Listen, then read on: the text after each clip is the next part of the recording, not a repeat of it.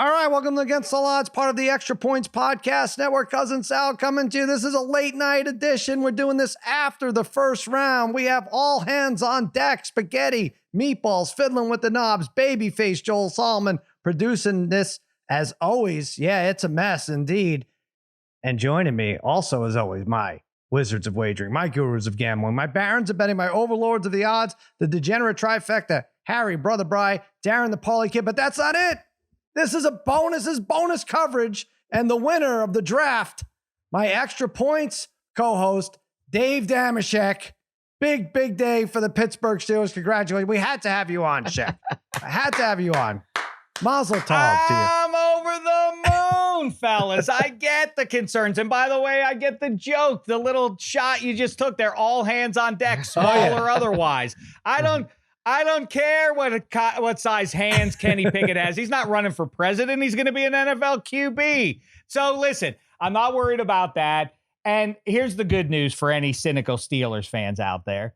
We don't have to worry about whether this was a good pick or not for at least 6 months. In the meantime, we get to celebrate this wonderful story. How big a pain in the ass do you have to be to not think this is a great thing? That well, the Pitt spaghetti, kid who resurrected that program goes across the hall. That's he went neat. to Pitt, and now he's a Steeler. But Spaghetti was quick to point out on a different chain. You know, you're not on every text chain, Shaq. He points out, he's like, this guy's a Jersey guy.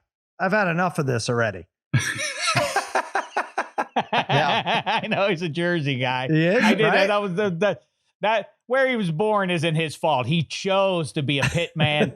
Now Mike Tomlin and Kevin Colbert have chosen him to be a Pittsburgh Steeler. Is there any greater honor in professional sports? I say nay. Yeah. All right, Babyface, you said that Dameshek backed off his pick, that Pickett was going to go to the Steelers today. But I can't remember. There were so many yet again. If they do this, I couldn't even remember what he said. I don't think you heard. Yeah. Well, just like Mike Tomlin, our buddy Dameshek, smoke and mirrors. He knew, just like we wined and dined Malik Willis, it was all smoke and mirrors because we wanted Kenny Pickett to come to the Steelers. Mission accomplished.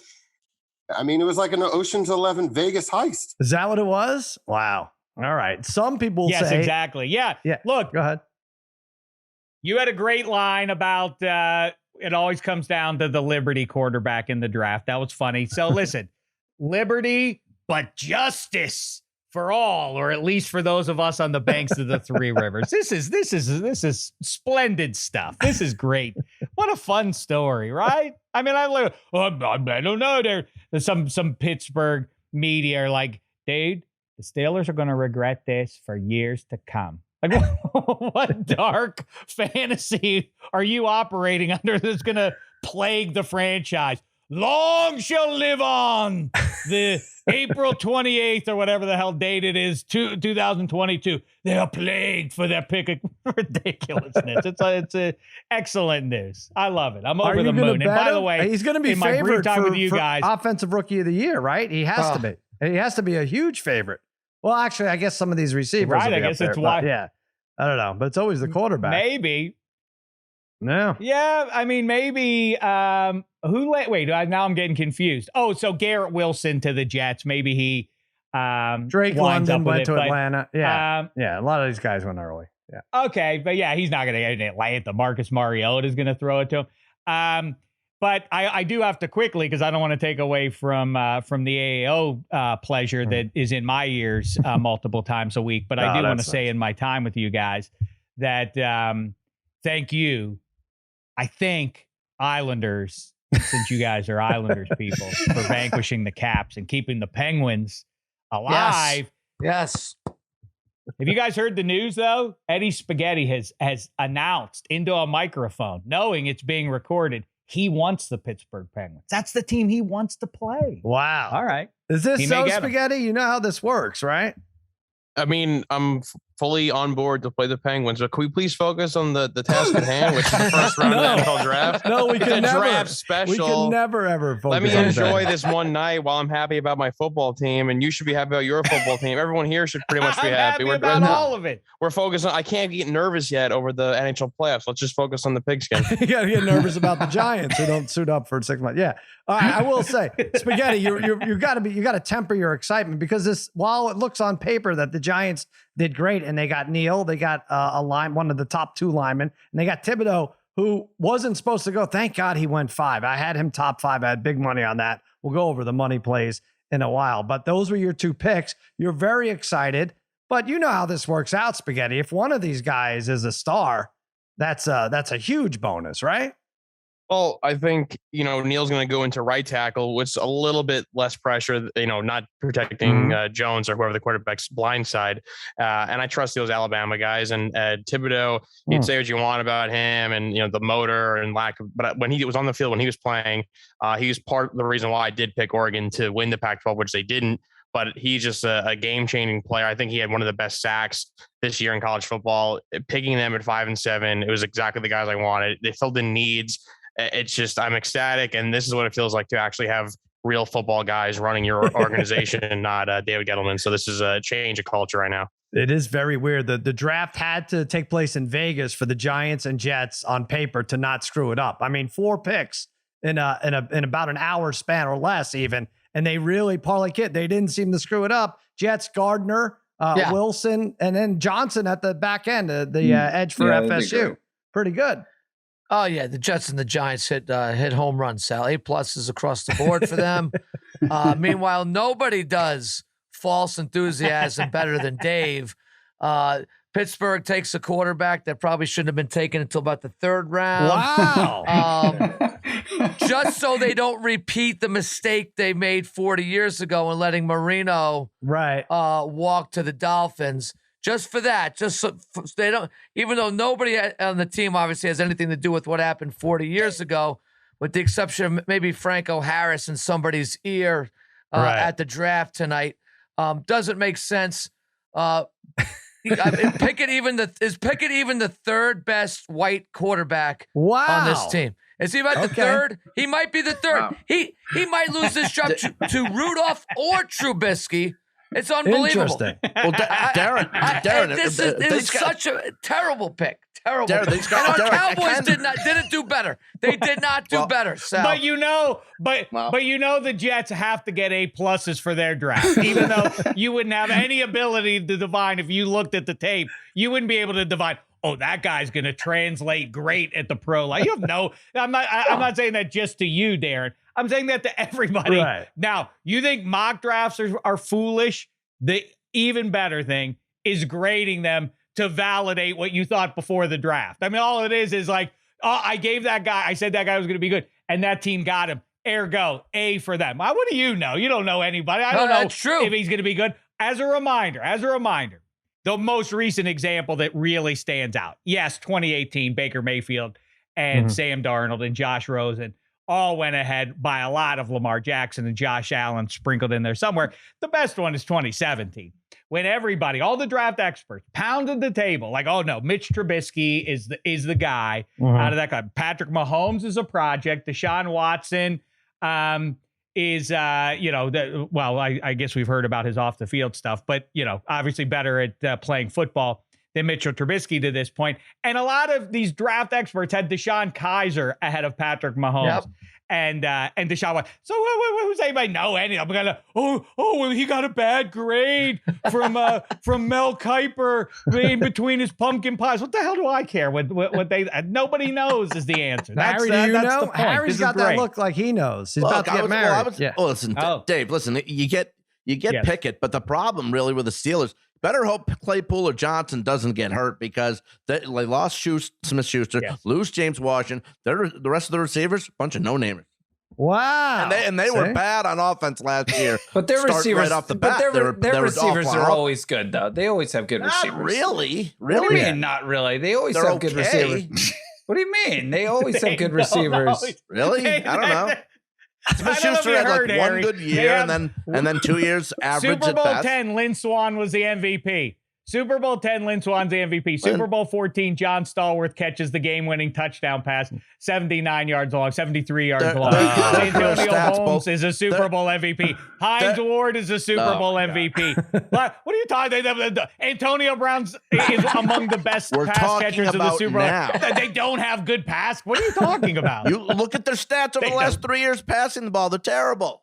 Well, that has more to do with the quarterback play. Come on. Wait, honestly, I'm talking about. Okay, now Pickett's going to come in and he's just going to light it up. No, they have no offense. They have no this is my dream that no one can be happy for longer than 35 seconds. The Steelers the last 3 years are in the bottom of every offensive category. And last year, even they were still last running the ball last year with Harris. Harry, if anyone should be happy about this pick, it should be you. He's getting compared to Kirk Cousins, and if that's the ceiling, I'm rooting for the guy. I'm just saying the receivers for the Steelers stink.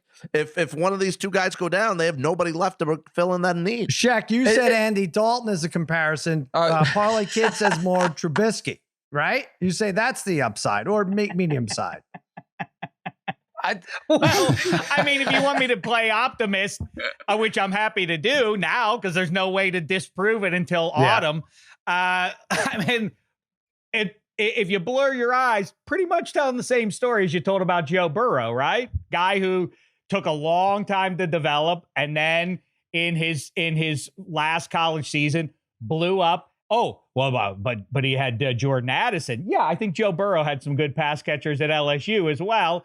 And, he's ascended. He is physically has basically the same gifts as Joe Burrow has. Interesting. You ain't going to bring me down. If the goal is to bum me out, consider the mission failed. I'm over the moon. I consider Pickett to be a right-handed Tyler Palco. That's what I consider him to be.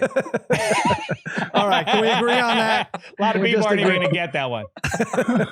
All right, Shaq. I want to. You go celebrate. We've done it. I will say that numbers wise, by the way, Shaq, you said this morning on Extra Points, or now it's going to be yesterday. You said Stingley number 3, right? Yeah, I moved the line. I told you when I said it was plus 175. By the time the draft started, he was had a minus next to the 175. Yeah, it was like even because the first 3 drafted Walker Hutchinson. Is that what it was? Yeah, Walker Hutchinson Stingley paid plus 270. Which isn't a lot on FanDuel for top 3. And by the way, Todd Furman makes a good point. When these announcers are seeing these picks play out and like Walker's taken first and they're like, well, that's a surprise. It's like, nah, you're not really doing your homework. You really have to look at the odds. Even if you hate gambling, just get a better sense of where guys are supposed to go by looking at the odds, because that counts more than any mock draft. I'm sorry. It just does. Because they don't let you make money on I guess, except that Malik Willis was favored to go. I mean, wasn't he? No, but Walker drafted first. It can't be a surprise when it's minus 410 to start off. But anyway, that's that. And Pickett plus 350 to go to the Steelers. You're right. He was 2-1 to be the first quarterback. So congratulations, Dave and Babyface. And thank you so much. I'll leave you with this. I've said it. I'm going to say it again to you now. I think the great power move, and I think a lot of rookie QB should pull this. I think Kenny Pickett should walk in and be like, I'm really happy, Coach Tomlin. I'm excited to be a Pittsburgh Steeler. This feels like a great reward. I turned around the Pitt football program, and now I get to walk across the hallway and put that logo that's only on one side of the hat on my head. I'm just positively over the moon, but I'm not signing with you unless I get the number 7. Click, and then hang the phone. Oh, really? 7? I'll wait your word. No, listen. 7, you were great. Welcome to the new era of 8. Let's go 8. Hey, Dave, enjoy 18 games of Steeler games this year. Final score, somebody wins 16-13. 18 games of those. 18? You're making the playoffs? They're over under 7.5. 17. Now let's make that bet right now. You going under on that one? Are you curmudgeonly schnooks going to go under on that one? 17 games, 16-13. 7 and 10, I say. What do you guys say? Yeah, 7 and 10 for the Steelers. They're over under 7.5.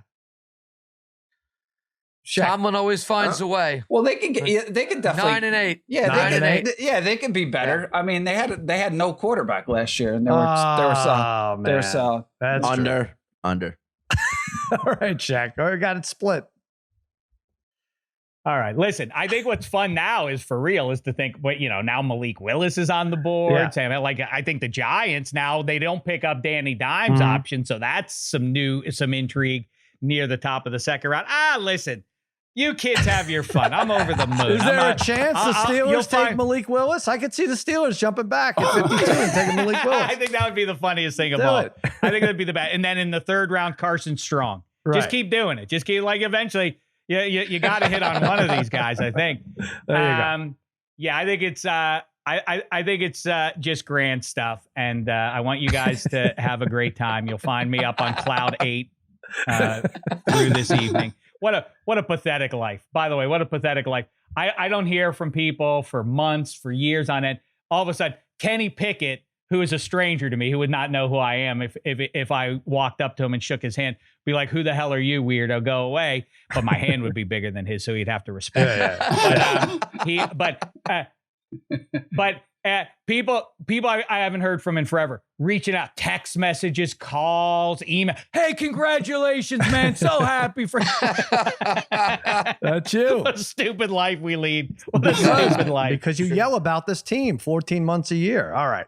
Shaq, have a great time. Right. Harry in advance. Muzzle tough to you. And on the other side of the wedding, should be about next Monday. I'll see you, Eddie. That's scary, Best Spaghetti. Of 7. That's scary, Spaghetti. All right, Shaq.